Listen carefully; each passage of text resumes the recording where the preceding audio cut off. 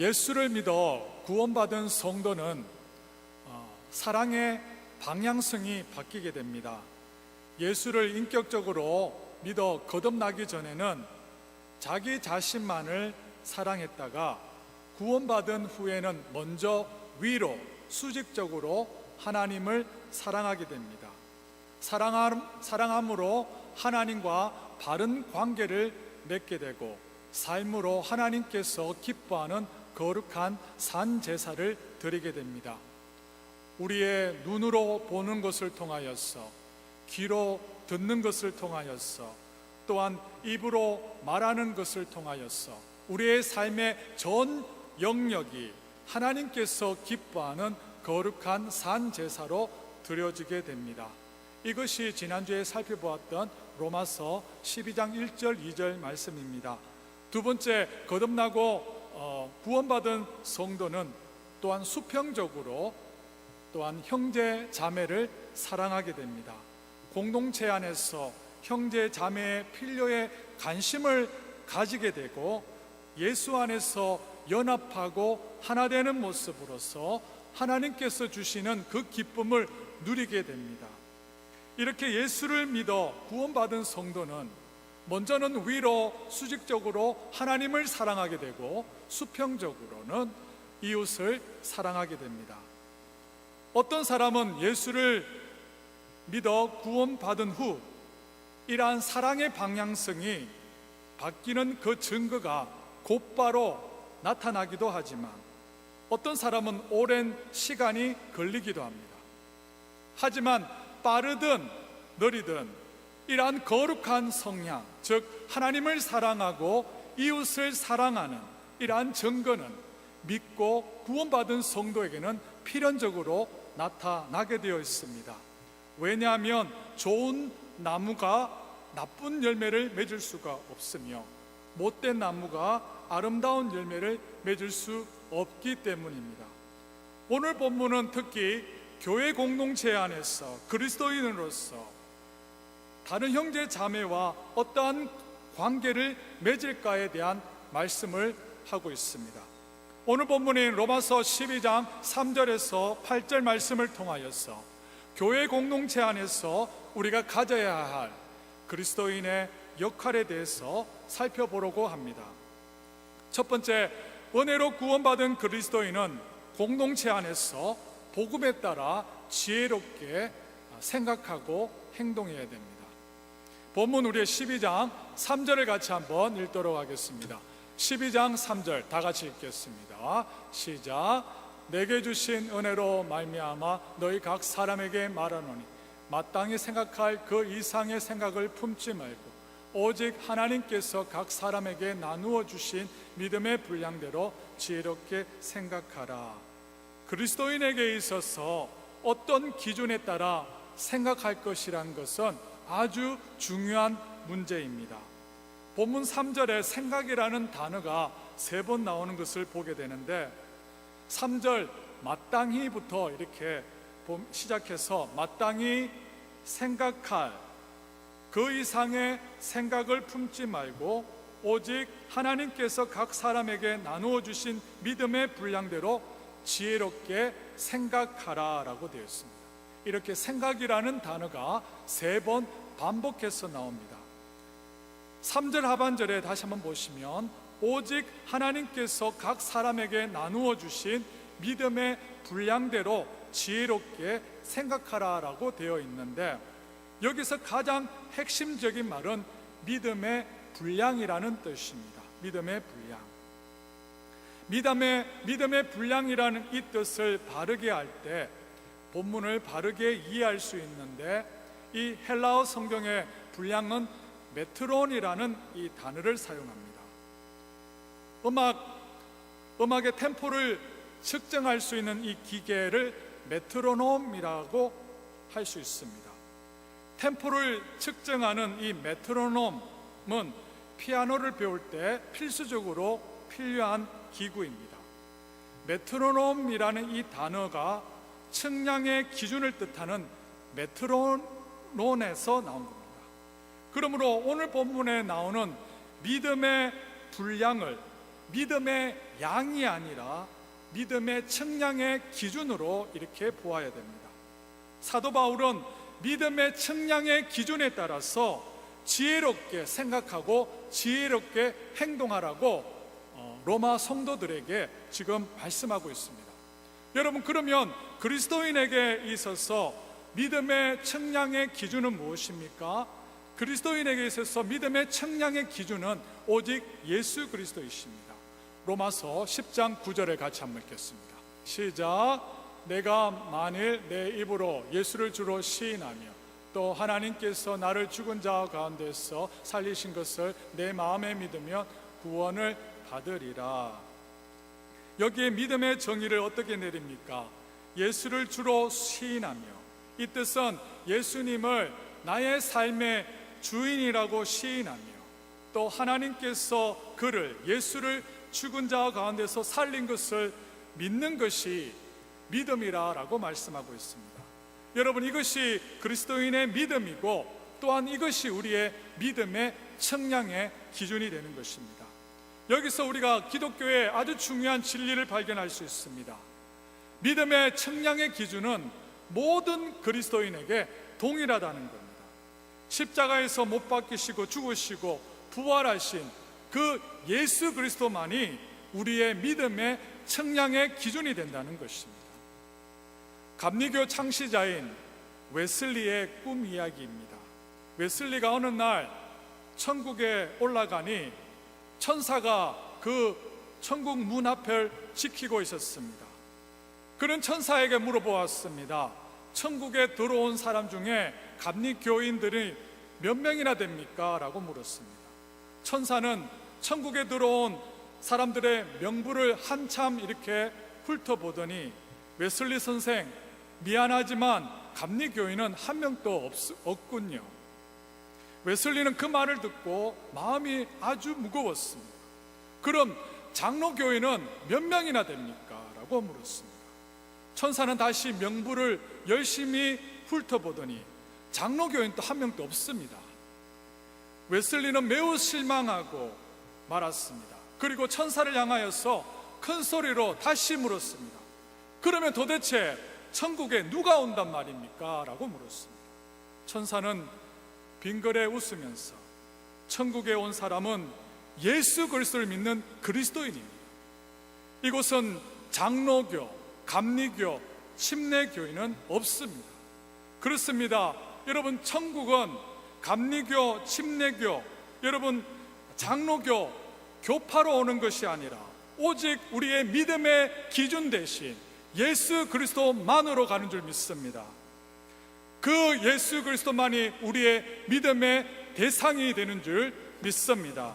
그리고 그 믿음의 측정의 기준 대신 예수 그리스도 믿음만으로 우리가 구원받는 것입니다. 이것을 믿으시는 분은 아멘 하시겠습니다. 그리고 이 믿음의 기준인 예수 그리스도의 복음만이 나 자신의 모습을 바르게 볼 수 있고요, 그리고 우리가 공동체 안에서 지혜롭게 생각하며 또한 행동할 수 있는 것입니다. 우리의 믿음의 측량의 기준이 되신 예수님은 우리로 하여금 좌우의 양극단에 있는 잘못된 생각을 못하게 만듭니다. 첫 번째로 본문 3절에 마땅히 생각할 그 이상의 생각을 품지 말라고 했는데, 예수 그리스도의 복음은 자기의 원래 모습보다 더 높게 과대평가하지 못하게, 자기를 교만하지 못하도록 만들어줍니다. 기독교를 제외한 모든 종교는 인간의 힘과 능력을 과대표장합니다. 과장합니다. 자기의 공로와 노력만으로 구원을 이룰 수 있다라고 말합니다. 교회사적으로 지난 2000년 동안 인간에게 과연 하나님께서 보시기에 합당한 선을 이룰 만한 능력이 있는가, 구원을 이룰 만한 능력이 있는가에 대한 논쟁이 이어왔습니다. 그 중에 가장 대표적인 것이 펠라기우스와 어거스틴의 논쟁입니다. 4세기에 살았던 영국의 수도사였던 펠라기우스는 인간의 본성은 하나님의 창조의 산물로서 도덕적으로나 영적으로 온전하다라고 주장했습니다. 아담의 원죄는 아담 자신에게만 영향을 주었지 그의 후손들에게 영향을 주지 않았다라고 말을 했습니다. 그래서 인간은 죄책과 죄의 오염으로부터 자유롭게 태어났기 때문에 하나님의 특별한 은혜가 없어도 인간의 선천적인 능력만으로 하나님의 계명을 지켜 나감으로 영생을 얻을 수 있다라고 주장했습니다. 이렇게 교회사적 2000년 역사를 볼 때 펠라기우스를 비롯한 많은 사람들이 자기 자신이 죄인임을 인정하지 않았습니다. 그리고 인간에게는 스스로 자기의 능력으로 구원을 이룰 만한 능력이 있다라고 믿었습니다. 그러나 성경은 이것을 용납하지 않습니다. 성경은 어떻게 말하고 있습니까? 로마서 3장 23절에 모든 사람이 죄를 범하였음에 하나님의 영광에 이르지 못하더니 라고 했습니다. 이 뜻은 너희가 아무리 노력해도 너희가 아무리 잘나도 하나님의 요구인 100% 완전한 의에 도달할 수 없으며 하나님의 은혜 밖에 있을 때는 영원히 심판을 받을 수밖에 없는 죄인이라고 분명하게 말씀하고 있는 겁니다. 이렇게 복음은 자기 원래의 죄인의 모습보다도 더 멋있게 과대평가하지 못하도록 만들어줍니다. 두 번째, 복음은 우리로 교만하지 못하게 할 뿐만 아니라 그와 반대로 복음은 우리를 과소평가하지 못하게 만들어줍니다. 복음은 우리에게 말하고 있습니다. 예수 그리스도의 보혈로서 우리는 죄씻음 받았다. 우리는 죄의 종이 아니라 하나님의 의의 종이 되었다. 하나님의 나라의 유업을 잇는 하나님의 딸과 아들이 되었다. 영광스러운 하나님 예수 그리스도의 신부가 되었다. 성령이 거하시는 거룩한 전이 되었다라고 말씀하고 있습니다. 여러분, 이렇게 복음은 먼저 우리 자신이 모습을 과대평가하지 못하게 만들고요, 뿐만 아니라 복음은 예수 안에서 우리가 얼마나 존귀한 존재임을 가르쳐줘서 더 낮게 가소평가하지 못하게 만듭니다. 결과적으로 복음은 그리스도 안에서 우리의 모습을 바르게 볼 수 있게 하며 이것이 우리 교회 공동체 안에서 우리로 지혜롭게 생각하고 또한 행동하게 만들어 주는 것입니다. 여러분, 모든 믿는 자의 측정의 기준이 되는 예수 그리스도의 복음으로 여러분의 자신의 모습을 바르게 볼 수 있기를 원합니다. 또한 복음에 따라 교회 공동체 안에서 지혜롭게 생각하고 행동할 수 있는 저와 여러분이 다 될 수 있기를 원합니다. 이것이 은혜로 예수 그리스도를 믿는 믿음으로 구원받은 성도의 삶이라는 것입니다. 두 번째, 은혜로 구원받은 그리스도인은 예수 그리스도의 몸된 공동체 안에서 주님의 몸된 교회의 덕을 세우면서 은사를 사용하게 됩니다. 본문 6절에서 8절 세 절을 같이 한번 읽겠습니다. 시작. 우리에게 주신 은혜대로 받은 은사를 각각 다르니 혹 섬기는 일이면 섬기는 일로, 혹 가르치는 자면 가르치는 일로, 혹 위로하는 자면 위로하는 일로, 구제하는 자는 성실함으로, 다스리는 자는 부지런함으로, 긍휼을 베푸는 자는 즐거움으로 할 것이니라. 아멘. 여기에 보면 7가지의 성령의 은사가 나옵니다. 우리가 은사를 생각할 때 3가지를 꼭 기억해야 됩니다. 첫 번째, 은사를 주신 분이 누군가입니다. 여러분, 은사를 주신 분이 누구입니까? 은사를 주신 분은 성령 하나님이십니다. 6절에 우리에게 주신 은혜대로 받은 은사가 각각 다르니라고 되어 있는데 여기에 은혜라는 단어가 나옵니다. 이것은 헬라어로 카리스라는 단어를 사용하는데 이 뜻은 받을 자격이 없는 자에게 하나님이 가분하게 베푸시는 호의라고 할 수 있습니다. 은사는 받을 자격이 없는 자에게 거저 베푸시는 하나님의 은혜이며 선물이라는 뜻입니다. 내가 남보다 잘나서, 내가 뛰어났어, 그 은사를 가진 것이 아니라 하나님께서 그의 기쁘신 뜻 가운데 우리에게 은혜를 주셨다라고 성경은 말씀하고 있습니다. 그러므로 우리가 가진 은사를 생각할 때 가장 먼저 우리가 기억해야 될 것은 은사를 주신 분은 하나님이시라는 겁니다. 두 번째, 은사에 생각할 때 은사의 다양성을 생각해야 됩니다. 본문에 7가지의 은사가 나옵니다. 예언, 성김, 가르침, 위로, 구제, 다스림, 긍휼의 은사가 나옵니다. 이에 더 성경을 보면 여러 다른 은사를 말을 하고 있습니다. 성령 하나님께서는 각 사람에게 다른 은사를 주셨어요. 은사의 다양성, 이것이 교회의 몸된 교회가 되게 하는 그러한 조건이 되는 것입니다. 마치 우리 몸에 머리, 귀, 다리, 팔 등 여러 장기들이 있듯이, 여러 지체들이 있듯이 교회 안에도 여러 가지 다양한 은사를 가진 사람들이 있습니다. 우리는 모두가 다르다는 뜻입니다. 같을 수가 없다는 뜻입니다. 그러므로 교회 공동체 안에서 어떤 형제 자매에게 나와 같이 행동하고 생각하라고 강요할 수가 없는 것입니다.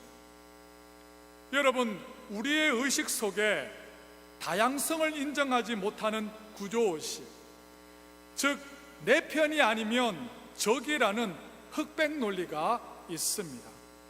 이러한 의식 구조 하에서 나와 다른 것은 다름으로 끝나는 것이 틀렸다라고 말하게 되는 것입니다. 우리는 사 계절이 있습니다. 봄, 여름, 가을, 겨울. 그러나 봄, 가을이 옳고 여름, 겨울이 옳지 않다라고 말할 수가 없다는 것입니다. 이와 같이 예수 그리스도의 공동체 안에서 우리가 만약 진리 대신 예수 그리스도 안에서 하나가 될 수가 있다라면 우리는 서로 다른 은사를 존중하면서 주님의 몸된 교회를 함께 이루어 나갈 수 있어야 됩니다. 이것이 은혜로 구원받은 자의 삶인 줄 믿습니다. 마지막으로 세 번째, 하나님께서 그 은사를 주신 목적을 우리가 생각해야 됩니다. 5절에 다시 한번 보시면 이와 같이 우리 많은 사람이 그리스도 안에 한 몸이 되어 서로 지체가 되었느니라 라고 되어 있습니다. 에베소서를 같이 한번 읽어보겠습니다. 에베소서 4장 12절 다 같이 한번 읽어보겠습니다. 시작.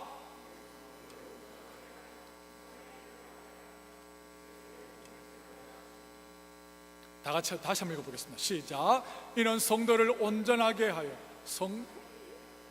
그리스도의 몸을 세우게 하려 하십니다. 아멘. 성령 하나님께서 각 사람에게 은사를 주신 목적이 뭐라고 하고 있습니까? 그리스도의 몸인 교회 공동체를 봉사하여 건강하게 세워나가기 위함이라고 말씀하고 있습니다. 그러나 아쉽게도 우리 주위에 보면 하나님께서 우리에게 값없이 주신 그 은사로 다른 사람들 앞에서 자랑거리로 삼는 자들을 우리가 보게 됩니다. 자기가 방언의 은사를 가졌기 때문에 영적으로 다른 사람보다 한 단계 높다라고 생각하는 자들이 있습니다. 더 나아가서 방언의 은사를 받지 못한 자들을 여러분 업신여기는 자들이 있습니다. 이러한 성령의 은사를, 이러한 모습은 성령의 은사를 바르게 사용하는 모습이 절대 될 수가 없습니다.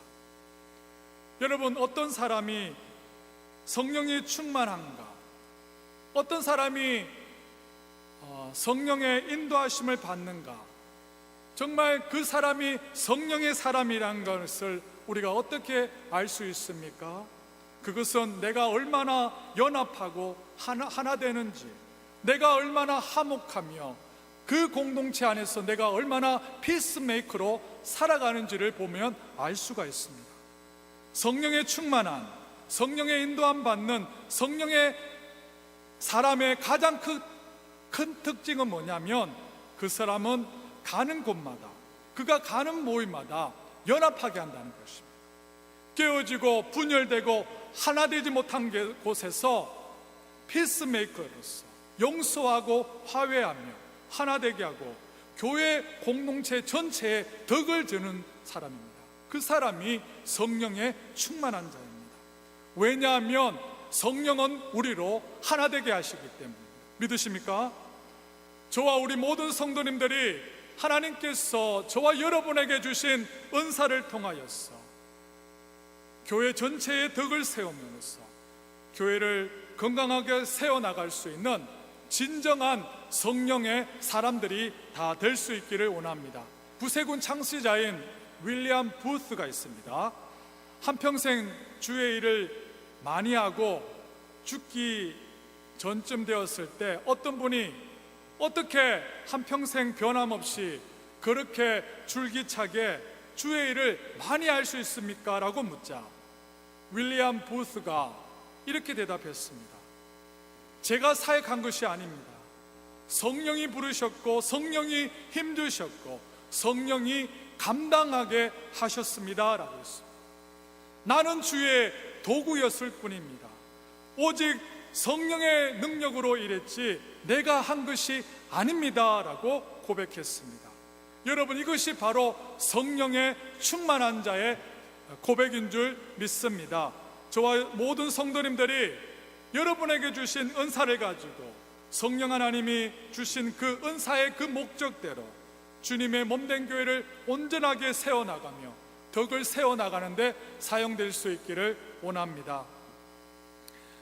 오늘 본문에 보면 7가지의 은사가 나온다라고 말씀드렸는데 시간 관계상 7가지의 은사를 다 설명을 못 드리고 12장 6절에 나오는 많은 사람들이 오해하는 예언의 은사에 대해서 잠시 살펴보려고 합니다. 12장 6절을 펴주시기를 바랍니다. 12장 6절입니다. 시작. 우리에게 주신 은혜대로 받은 은사가 각각 다르니 혹 예언이면 믿음의 분수대로. 여기에 예언이면 믿음의 분수대로라고 되어 있습니다. 은사주의자들은 여기에 나오는 예언의 은사를 미래에 일어날 일에 대한 어떤 점치기식 예언이라고 말합니다. 이것은 성경적이지 않아요. 성경에서 말하는 예언의 은사는 하나님의 뜻과 계획을 성령의 능력으로 분별하는 것입니다. 신약 성경에 나와 있는 이 예언의 은사는 미래에 예측하는 점치기식 예언과 전혀 다르다는 뜻입니다. 오히려 철저하게 현재에 초점을 맞추고 현재 공동체의 모습의 필요에 초점을 맞춘다는 것을 여러분 꼭 기억해야 됩니다. 이것을 잘 설명한 것이 고린도전서 14장 3절에 나와 있습니다. 다 같이 한번 읽어보겠습니다. 시작. 그러나 예언하는 자는 사람에게 말하여 덕을 세우며 권면하며 위로할 것이요 라고 되어 있습니다. 여기에 예언은 뭐라고 말씀하고 있습니까? 예언은 교회에 덕을 세우며 권면하며 위로하는 것이라고 되어 있습니다. 그렇다면 신약시대 때 덕을 세우고 권면하고 위로하는 공개적인 현장에서 가장 합법적으로 실행할 수 있는 것이 뭐냐면 설교입니다. 그래서 하나님의 말씀을 맡은 자가 예언의 은사를 받은 자라고 볼 수 있습니다.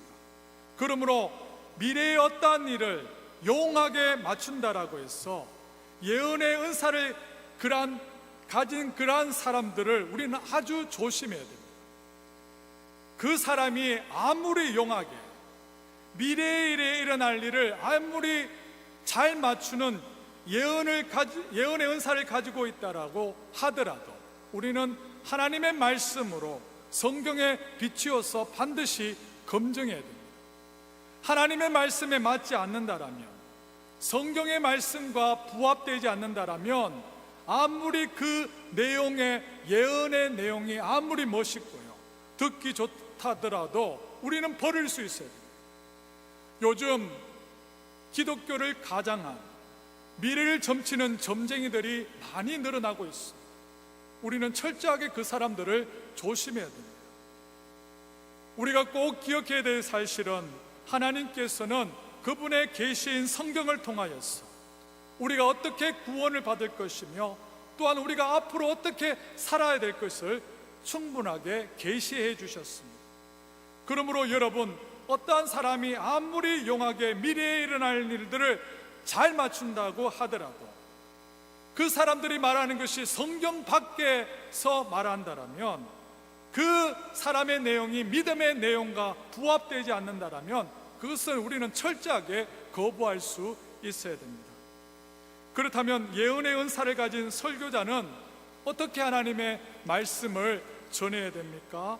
오늘 본문에 보면 예언이면 믿음의 분수대로라는 말이 나옵니다. 여기서 중요한 말은 믿음의 분수대로입니다. 믿음의 분수대로라는 뜻은, 이 뜻은 믿음의 내용에 따라 믿음의 내용과 일치되게 라는 뜻을 가지고 있습니다. 즉 신구약 내용의 중심 대신 예수 그리스도의 복음에 일치되게 전해야 된다는 뜻을 가지고 있습니다.